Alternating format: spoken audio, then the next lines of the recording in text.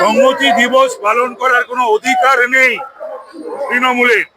মমতা ব্যানার্জি কোথায় ছিলেন যেদিন প্রিজন ভ্যানে মা কালীকে তোলা হলো?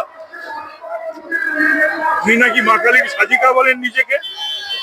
যেদিন সরস্বতী পুজোর জন্য কোর্টে যেতে হলো, যেদিন হরগোবিন্দ দাস চন্দন দাস বাবা এবং ছেলেকে হিন্দু হওয়ার জন্য হত্যা করা হলো, গুলিয়ানের ঘটনায়, শামশেরগঞ্জের ঘটনায় বাড়িকে বাড়ি, দোকানকে দোকান, ব্যবসা সমস্ত পুড়িয়ে ছাড়খাড় করে দেওয়া হলো হিন্দুদের, তখন কোথায় ছিল সংহতি দিবস?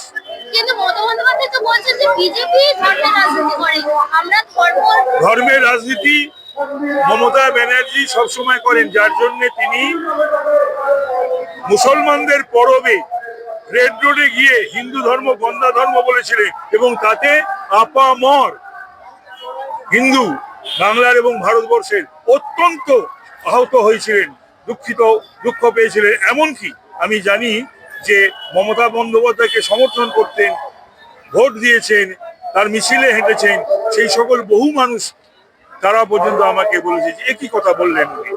বাবরি মসজিদ তৈরি হতে কিন্তু মানুষের ঢল নেমে গেছে। কি ঢল?